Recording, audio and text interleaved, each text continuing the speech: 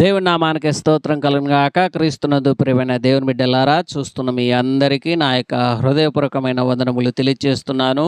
పరిశుద్ధ గ్రంథంలో నుండి పేతురు రాసిన 2వ పత్రిక 3వ అధ్యాయము 12వ వచనములో ఇలాగ ఉన్నది: దేవుని దినపు రాకడ కొరకు కనిపెట్టుచు దానిని ఆశతో అపేక్షించుచు మీరు పరిశుద్ధమైన ప్రవర్తనతోనూ భక్తితోనూ ఎంతో జాగ్రత్త గలవారై ఉండవలెను. ప్రియమైన దేవుని బిడ్డలారా, ఈ లోకంలో జీవిస్తున్న మనకు దేవుడు ఏమని తెలియచేస్తున్నాడు అంటే, ఇదిగో ఆయన వస్తున్నాడు అని తెలియచేస్తూ ఉన్నాడు.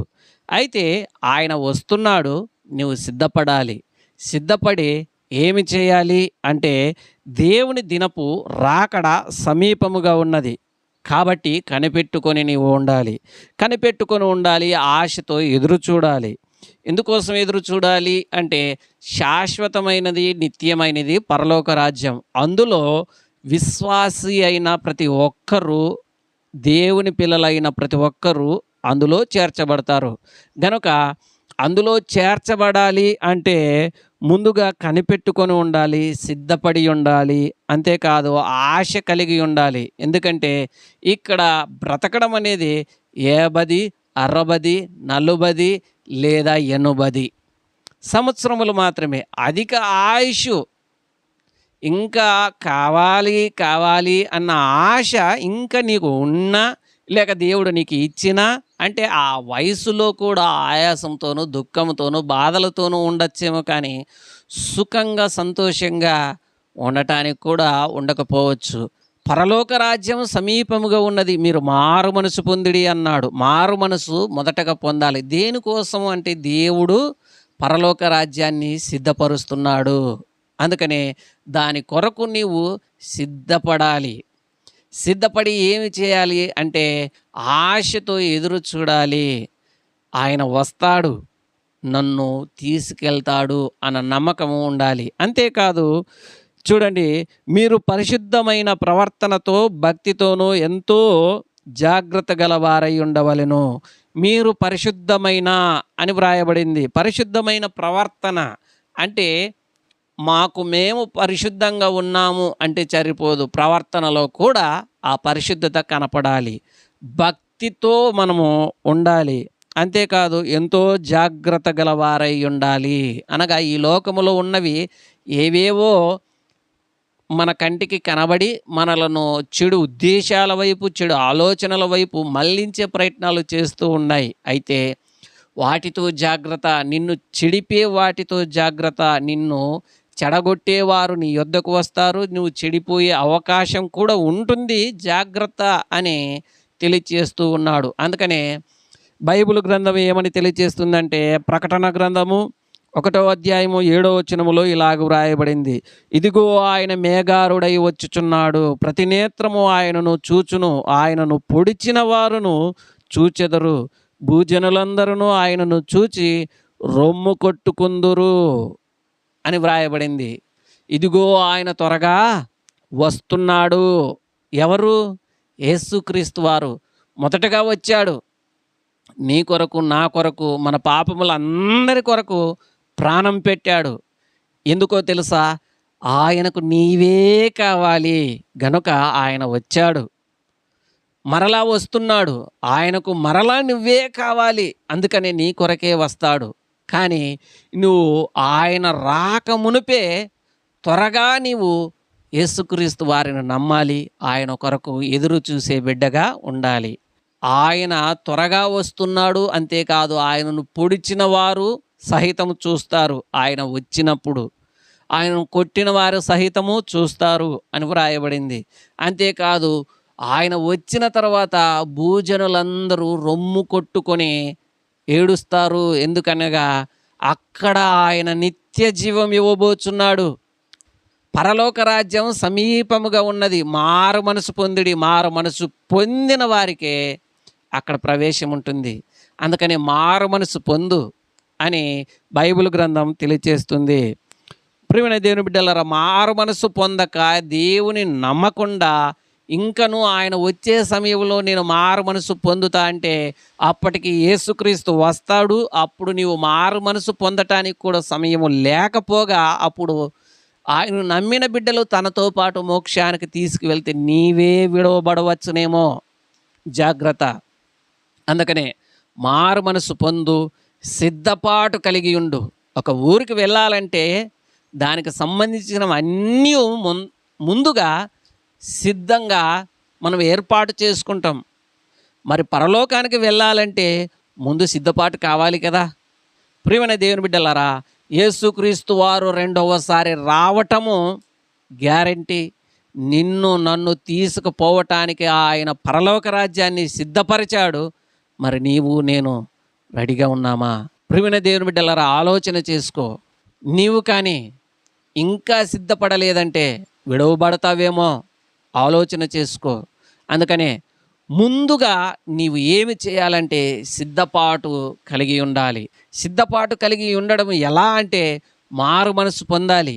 యేసుక్రీస్తు వారు నా కొరకు ఈ భూలోకానికి వచ్చాడు, నా కొరకు మరణించాడు, నా పాపముల నిమిత్తమే ఆయన కొరడాలతో కొట్టించుకున్నాడు, నా కొరకే మేకులతో కొట్టించుకున్నాడు, నా కొరకే ఆయన సిలువను మోశాడు, నా కొరకే ఆయన కలువరి సిలువలో మరణించాడు, నా కొరకే మృత్యుంజయుడై లేచాడు. ఆయన లేచినట్టుగానే మరణించినా కూడా మరణములో ఉన్న వారిని కూడా లేపుతాడు అని నీవు నమ్మాలి. నమ్మి బాప్తిసం పొందాలి. అప్పుడు నీవు సత్ప్రవర్తన కలిగి అనగా పరిశుద్ధత కలిగి అప్పుడు ఆయనను కనిపెట్టి ఎదురు చూడాలి. సిద్ధపడి నువ్వు మారు మనసు పొందిన తర్వాత, నమ్మి బాప్తిసం పొందిన తర్వాత యేసు ఎప్పుడు వస్తాడో అని మరలా చల్లబడి లోకం వైపు తిరిగితే ఆయన రేపు రావచ్చు, ఎల్లుండి రావచ్చు, మరునాడు రావచ్చు, సంవత్సరం తర్వాత రావచ్చు, ఇంకా కొన్ని సంవత్సరాలకైనా రావచ్చు, లేక ఒక గడియలో కూడా రావచ్చు, లేదా తక్షణమే కూడా రావచ్చు. ఆయన వస్తున్నాడు. అందుకని ఇదిగో త్వరగా నేను వస్తున్నాను అని అంటున్నాడు. మత్తయి సువార్త 25వ అధ్యాయము 1 నుంచి 13 వచనాలలో బుద్ధిగల కన్యకలు, బుద్ధి లేని కన్యకలు అని ఒక 10 మంది గూర్చి వ్రాయబడింది. 5 మంది ఏమో బుద్ధిగల కన్యకలు, 5 మంది ఏమో బుద్ధి లేని కన్యకలు అని వ్రాయబడింది. బుద్ధిగల కన్యకలు ఏమి చేశారు అంటే వారు దివిటీలను వెలిగించుకొని ఆయన పెళ్లి కుమారుని కొరకు ఎదురు చూస్తూ ఉన్నారు. బుద్ధి లేని కన్యకలు ఏమి చేశారంటే దివిటీలు వెలిగించుకొని పెళ్లి కుమారుని కొరకు ఎదురు చూస్తూ ఉన్నారు. వీరిలో ఏ వ్యత్యాసము లేదు. అయితే కాసేపటికి పెళ్లి కుమారుడు వచ్చే సమయంలో వీరు కునికి నిద్రించారు. ఎవరు అంటే బుద్ధిగల కన్యకలు, బుద్ధి లేని కన్యకలు ఇరువురు నిద్రించినట్టుగా చూస్తున్నాం. అయితే ఏం జరిగింది అంటే కాసేపటికి కేక వినబడింది. ఆ సమయానికి బుద్ధిగల కన్యకులు లేచారు, బుద్ధి లేని కన్యకులు లేచారు. ఇరువురు లేచి వారి దివిటీలను పట్టుకొని బయలుదేరడానికి సిద్ధపడుతూ ఉండగా బుద్ధిగల కన్యకులు వారు దివిటీలు పట్టుకొని వారు సీసలలో కూడా నూనెను తెచ్చుకున్నట్లుగా చూస్తున్నాం. అనగా సిద్ధపడ్డారు. పెళ్లి కుమారుడు ఆలస్యం చేయవచ్చునేమో, మన దివిటీలు ఆరిపోతాయేమో అని వారు వస్తూ సీసలలో నూనెను తెచ్చుకున్నట్లుగా చూస్తున్నాం. అయితే ప్రియమైన దేవుని బిడ్డలారా, బుద్ధి లేని కన్యకలు మాత్రం వారు దివిటీలు పట్టుకొని పెళ్లి కుమారుని కొరకు వచ్చారు, కానీ సిద్ధపాటు లేదు. పెళ్లి కుమారుడు ఆలస్యమైతే ఈ నూనె సరిపోతుందా లేదా అన్న ఆలోచన లేకుండా తెచ్చుకున్న నూనె సరిపోతుంది అనుకున్నారు. ఆ దివిటీలు ఆరిపోయాయి. పెళ్లి కుమారుడు వచ్చాడు. వీరు బుద్ధిగల కన్యకలను బుద్ధి లేని కన్యకలు అడుగుతూ ఉన్నారు, మాకు కాసింత సాయం చేయండి, మీకు కలిగిన ఆ నూనెలో మాకు కాసింత ఇవ్వండి అన్నారు. అయితే వారు బుద్ధిగల కన్యకలు అంటూ ఉన్నారు, ఇది మీకు మాకు సరిపోదేమో అని. అయితే మీరు బయటికి వెళ్ళి తెచ్చుకునండి అని బుద్ధి గల కన్యకలు బుద్ధి లేని కన్యకలను అన్నారు. అప్పుడు వారు బుద్ధి లేని కన్యకలు బయటికి వెళ్ళారు నూనె కొరకు. అప్పటికే ఆలస్యమైంది, పెళ్లి కుమారుడు వచ్చాడు. పెళ్లి విందుకు బుద్ధిగల కన్యకులు అలాగే ఆ పెళ్లి కుమారుడు పెళ్లి విందుకు వెళ్ళిపోయినట్టుగా చూస్తున్నాం. ప్రియమైన దేవుని బిడ్డలారా, ఈ బుద్ధిగల కన్యకులు అంటే విశ్వాసులే. బుద్ధి లేని కన్యకులు అంటే ఎవరు? విశ్వాసులే. పెళ్లి కుమారుడు ఎవరు అంటే యేసుక్రీస్తు వారే. బుద్ధిగల కన్యకులు అని విశ్వాసులను, మరొక బుద్ధి లేని కన్యకులు అని మరొక విశ్వాసులను ఎందుకు అన్నారు అంటే, విశ్వాసులలో రెండు రకాలు. ఎవరు అంటే, కొందరు హృదయపూర్వకంగా విశ్వాసము కలిగి ముందుగా సిద్ధపడిన వారు. కొందరు క్రైస్తవత్వములో ఉంటూ నేను క్రైస్తవుణ్ణి అని అనిపించుకొనుటకు మాత్రమే మారు మనసు లేకుండా మారు వేషము కలిగిన వారు. ప్రియమైన దేవుని బిడ్డలారా, చూడండి, ఇరువురు విశ్వాసులే, అయితే జీవితములో ప్రవర్తనలో తేడా ఉన్నది. సిద్ధపాటు ఒకరికి ఉన్నది యేసుక్రీస్తు వారి కొరకు, ఒకరికి లేదు. అనగా బుద్ధిగల కన్యకులు విశ్వాసులే, వారు సిద్ధపడ్డారు. యేసుక్రీస్తు వారు వచ్చారు.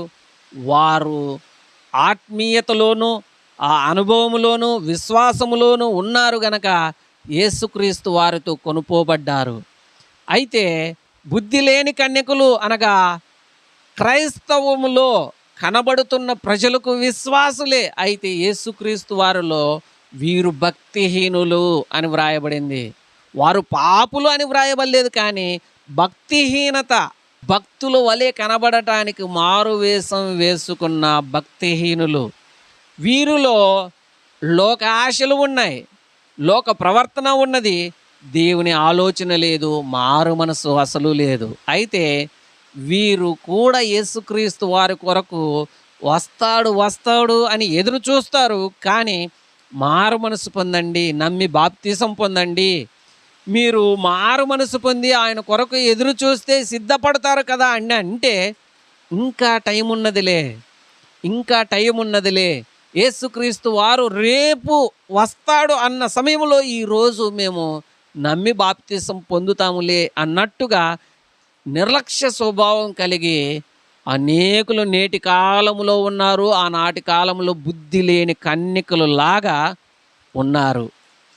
ఆనాటి కాలంలో బుద్ధి లేని కన్యకులు కూడా నిర్లక్ష్య వైఖరి కనపడుతున్నది. వారు దివిటీని తీసుకొని వచ్చారు, కానీ వారు నూనెను ముందుగా తెచ్చుకోలేకపోయారు. ప్రియమైన దేవుని బిడ్డలారా, నూనె ఆత్మీయతకు సూచన, విశ్వాసానికి సూచన. ప్రియమైన దేవుని బిడ్డలారా, దీపం వాక్యానికి సూచన. ఆ వాక్యం మనలో ఉంది, మారు మనసు పొందామా అంటే లేదు అంటే ప్రమాదము వస్తుంది. అందుకని మారు మనసు పొందు, సిద్ధపడు. యేసుక్రీస్తు వారు ఏ రోజైనా రావచ్చు అని పరిశుద్ధ గ్రంథం తెలియచేస్తుంది. గనుక నీవు నేను ఆయన వచ్చే సమయానికి మారు మనసు పొందుతా అంటే, క్రైస్తవుడు వేషం ధరించుకున్న ఒక క్రూరమైన మృగము లాంటి వారమవుతాము. క్రూరమైన మృగము వలె కాకుండా నీవు నేను ఆయన కొరకు, ఆయన ఆశించే బిడ్డగా మారు మనసు పొంది సిద్ధపడుదాం, సిద్ధపడాలి అని వ్రాయబడింది. ఎందుకంటే పరిశుద్ధ గ్రంథము ఇలాగ తెలియజేస్తుంది. ప్రకటన గ్రంథము 22వ అధ్యాయము 12వ వచనములో ఇలాగ వ్రాయబడింది, ఇదిగో త్వరగా వచ్చుచున్నాను, వాని క్రియల చొప్పున ప్రతి వానికి ఇచ్చుటకు నేను సిద్ధపరిచిన జీతము నా యొద్ద ఉన్నది. ప్రియమైన దేవుని బిడ్డలారా, ఇంకా మారు మనసు పొందలేదా? అయితే యేసుక్రీస్తు వస్తున్నాడు. వచ్చే సమయంలో నువ్వు మారు మనసు పొందడానికి ప్రయత్నం చేస్తే నువ్వు జీవించిన జీవిత కాలం అంతటికీ ఆయన జీతం ఇచ్చేవాడై ఉన్నాడు. అందుకని విన్న వెంటనే మారు మనసు పొందటానికి ప్రయత్నించు, నమ్మి బాప్తిసం తీసుకోవటానికి ప్రయత్నించు. అంతేకాదు, నీవు మొదటగా విన్నాము ప్రవర్తనలోను, ఆలోచనలోను, అంతేకాదు పరిశుద్ధతలోను, వీటిలో జాగ్రత్తగా నీవు కలిగి ఉండాలి. ప్రవర్తనను బట్టి దేవుడు నీకు ఆ క్రియలను బట్టి తీర్పిచ్చేవాడై ఉన్నాడు. ఉపమానములో బుద్ధిగల కన్యకులు పెళ్లి కుమారుడు రాగానే వెళ్ళిపోయారు. అయితే వీరు బుద్ధి లేని కన్యకులు, వారు సిద్దెలలో నూనె లేనందుకు నూనె కొరకు వెళ్ళారు బయటికి. ఆ నూనె తెచ్చుకుని వారు దివిటీలను వెలిగించుకుని పోవటానికి ప్రయత్నం చేశారు. అంతలో తలుపు వేయబడింది అని వ్రాయబడింది. ప్రియమైన దేవుని బిడ్డలారా, రేపటికైనా ఎల్లుండికైనా అని ఇలాగూ ప్రతిరోజు దేవుని నమ్మే విషయంలోనూ, బాప్తిసం తీసుకునే విషయంలోనూ, మారు మనసు విషయంలోనూ నువ్వు వాయిదా వేస్తూ వేస్తూ ఉన్నావంటే ఏదో ఒక రోజు దేవుడు వస్తాడు, నువ్వు విడవబడతావు. ఆ విడవబడిన వారు ఎక్కడికి వెళ్తారు అంటే ఆరని అగ్ని వేచుకొని కాచుకొని ఉన్నది. అక్కడ అగ్ని ఆరదు, పురుగు చావదు అని వ్రాయబడింది. ప్రియమైన దేవుని బిడ్డలారా, నరకానికి పోవలసి వస్తుంది. యేసుక్రీస్తు వారిని నమ్మని ప్రతి వ్యక్తి ఎక్కడికి వెళ్తాడు అంటే నరకానికి పోతాడు అని పరిశుద్ధ గ్రంథం తెలియజేస్తుంది. అందుకని ముందుగానే నువ్వు సిద్ధపడకపోతే విడవబడతావు. దానికి తగిన శిక్ష కూడా ఉంటుంది. ప్రియమైన దేవుని బిడ్డలారా, సిద్ధపడుదాం. నీవైనా నేనైనా సిద్ధపాటు కలిగి ఉండాలి అని దేవుడు సెలవిస్తున్నాడు. దేవుడు కొద్ది వాక్యాన్ని దీవించి ఆశీర్వదించును గాక. ఆమెన్. ప్రార్థన చేద్దాం. మహాగణుడా, మా యేసురాజా, మీకే స్తోత్రం నాయనా. ఇంతవరకు మాతో మాట్లాడావు, అందరి బట్టి స్తోత్రం నాయనా. తండ్రి, మేము సిద్ధపాటు కలిగి ఉండాలి, సిద్ధపడకపోతే విడవబడతాము అని నీ వాక్యం సెలవిస్తుంది. తండ్రి, ఇకనైనా మేము సిద్ధపాటు కలిగి జీవించే భాగ్యాన్ని దయచేయండి. సిద్ధపాటు లేనివారు నరకానికి పోవలసి వస్తుంది అని నీ వాక్యం సెలవిస్తుంది. సిద్ధపాటు కలిగిన వారు, అయ్యా ఇదిగో నీవు మేఘారుడై వస్తున్నావు, మా కొరకు నీవు మోక్షాన్ని సిద్ధపరిచావు. ప్రతి బిడ్డకు నీవు మోక్షాన్ని ఇచ్చే గొప్ప దేవుడివై ఉన్నావు నాయనా. మా కొరకే నీవు ఆలస్యం చేస్తున్నావు, ఇంకా మారాలి అని. అయితే తండ్రి, అనేకులు ఆలస్యాన్ని చూసి తండ్రి ఇంకా రాడు, ఇంకా సమయం అవుతుంది అని లోకంలో పడిపోయేవారు ఉన్నారు. అలాంటి వారి కొరకే తండ్రి యేసయ్యా, నీవు ఇంకనూ దీర్ఘశాంతం చూపిస్తున్నావు అని నీ వాక్యం సెలవిస్తుంది. అయితే నువ్వు త్వరగా వస్తున్నావు, మేమందరం సిద్ధపడి ఉండాలి అని నీ వాక్యం సెలవిచ్చినట్టుగా సిద్ధపడే భాగ్యాన్ని ప్రతి బిడ్డకును దయచేయండి. చూసిన నీ బిడ్డలను దీవించి ఆశీర్వదించండి. మా రక్షకుడును విమోచకుడైన నజరేయుడైన యేసుక్రీస్తు నామములో అడిగి వేడుకొనుచున్నాము తండ్రి, ఆమెన్. ప్రియమైన దేవుని బిడ్డలారా, ముఖ్య గమనిక, మహారాజు మినిస్ట్రీస్ అనే ఈ యూట్యూబ్ ఛానల్ను లైక్ చేయండి, షేర్ చేయండి, సబ్స్క్రైబ్ చేయండి. అనేకులకు ఈ పరిచర్యను మీరు పరిచయం చేయండి. యేసుక్రీస్తు నామములో మీకందరికీ నా యొక్క శుభములు తెలియజేస్తున్నాను. ఆమేన్.